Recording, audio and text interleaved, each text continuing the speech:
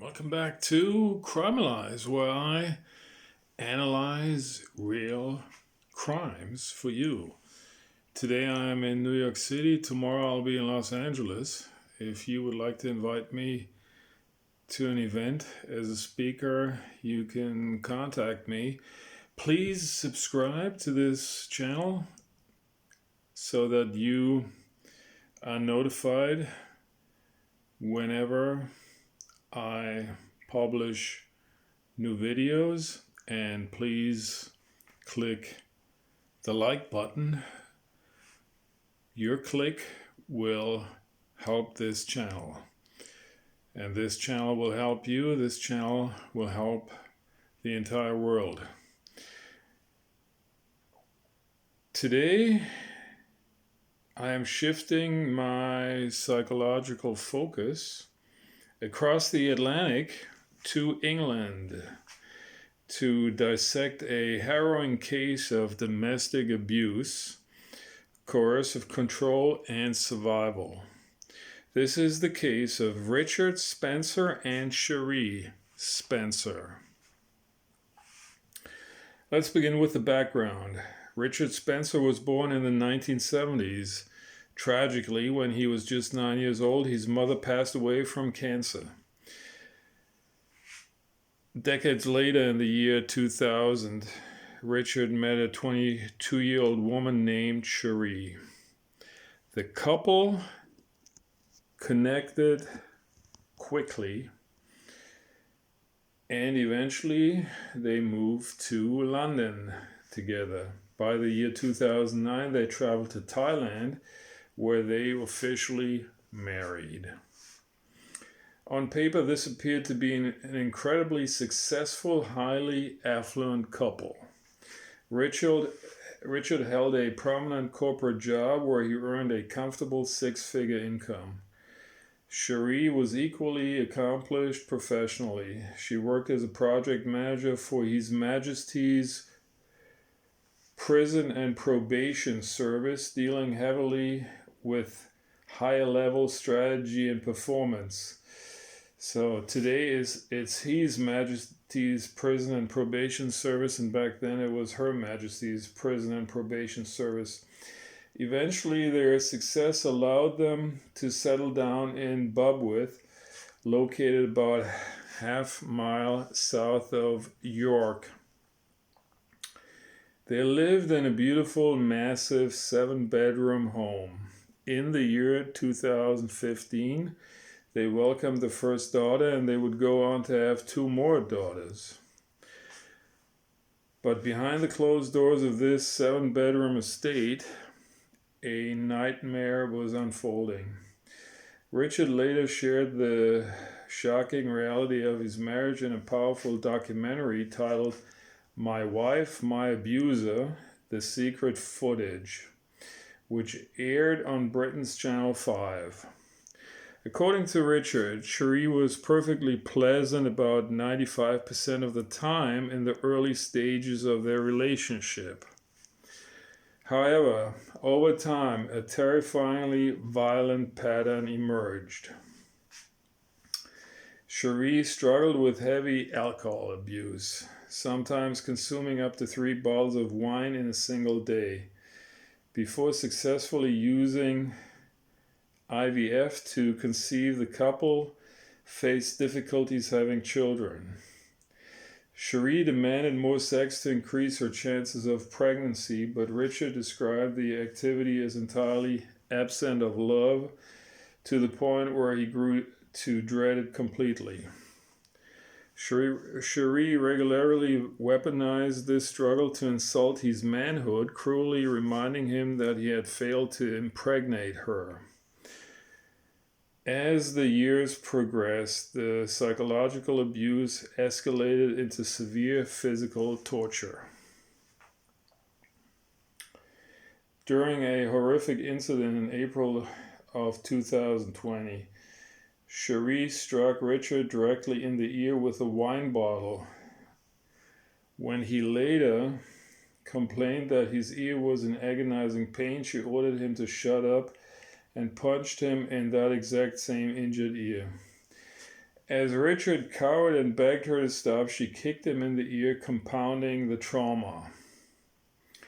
Sheree was also a master of malicious manipulation. She frequently threatened to smash the bathroom mirror.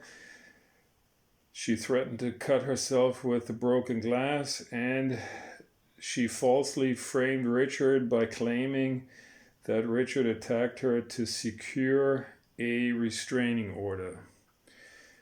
To make her threats believable, she would literally lean out the window and scream, "Richard, stop hitting me," so the neighbors would overhear her. She constantly reminded Richard that she was far smarter than him and that he would never win against her. The degradation reached unthinkable levels. During another bedroom dispute, Sheree forced Richard to sit on the floor because she claimed she paid for the bed, making it exclusively hers. She walked into the bathroom. She came out and literally defecated directly on Richard's head, ordering him to clean it up. On other occasions, she held a knife to his throat. She cracked raw eggs over his head. She rubbed them into his face, and she repeatedly hit, slapped, and kicked Richard. She verbally degraded him as a horrible little man and even instructed their young daughters to tell the neighbors that Daddy is a nasty man. A neighbor even witnessed Sheree urinating on the seat of the family's car and slashing the tires with a knife. What Sheree did not fully realize was that Richard had quietly installed security cameras in the bedroom and the playroom. Over the course of years, these cameras captured the undeniable proof of her horrific behavior. In total, Richard preserved 36 video clips, 9 cell phone audio recordings, and 43 photographs documenting his physical injuries. Terrified of the system, Richard only shared these videos with a close friend. Recognizing the immediate danger, that friend went to the police without Richard's permission. In June of 2021, Sheree was arrested. Sheree unwisely tried to talk her way out of it, attempting to gaslight the police by claiming mutual abuse. She claimed the bite marks on Richard's body were just sexual in nature and conveniently claimed she had deleted all photos of her own alleged injuries. Detectives then played a video of her threatening Richard with a knife. The audio was accidentally left off at first, and Sheree quickly lied, claiming she was just handing Richard the knife because he had threatened to kill her. But when the police turned the volume up, Sheree's voice could clearly be heard aggressively warning Richard, "Shame it takes that level of violence." The audio completely dismantled her lies on the spot. In February of 2023, the 45-year-old Sheree Spencer pleaded guilty to 3 counts of assault occasioning actual bodily harm and 1 count of coercive and controlling behavior. She was sentenced to 4 years in prison, becoming eligible for parole after just 2 years. Richard has since beautifully rebuilt his life, found a new partner, and lives peacefully in Yorkshire. Now let's step into the psychological analysis of this case. First, we have to look at the profound psychological trap of coercive control. Sheree successfully conditioned Richard to believe that he was entirely responsible for her violence.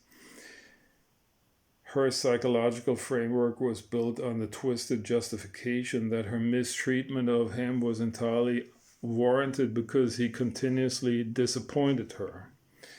By completely isolating him, controlling which bedroom he could sleep in, and dictating which bathroom he was allowed to use, she systematically eroded his autonomy until he was doubting his own reality. Second, Richard's coping mechanisms highlight a deeply tragic survival strategy. Because he lost his mother at such a young age, he had a lifelong psychological habit of internalizing and containing his heavy emotions. When Sheree attacked him, he intentionally refused to react with anger. Sheree capitalized on this by gaslighting him into believing that normal couples argue violently, framing his valid complaints as overly sensitive whining. Richard was also acutely aware of the systematic gender bias regarding domestic violence. Because he was physically larger and stronger, he knew the police would inherently view a male as the primary perpetrator. Out of fear of being wrongfully arrested, Richard chose to cope in silence, literally wearing buttonless shirts that would hold up better during her physical attacks, using heavy makeup to conceal his facial bruises, and curling up into a protective ball while she beat him. He didn't want revenge. He just wanted the nightmare to stop. Finally, let's look at the psychology of the abuser. Sheree's behavior is textbook for a highly narcissistic profile. Arrogant, condescending, deeply vindictive, and operating with a severe sense of entitlement.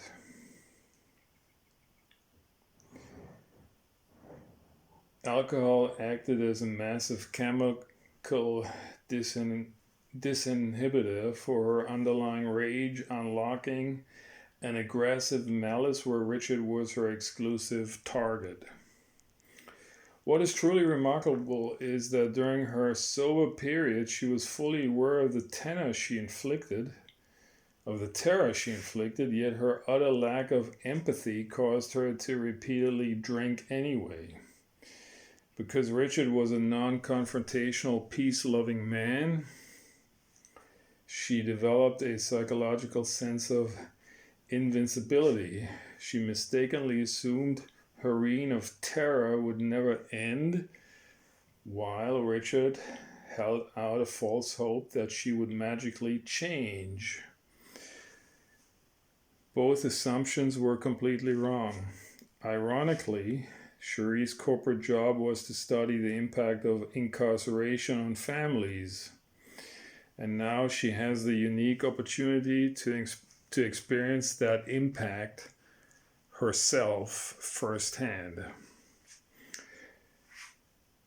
As always, my analysis on this channel, CRIME-ALYZE, is only half the story. The final verdict on the psychological dynamics of this relationship belongs entirely to you, my viewers, my audience.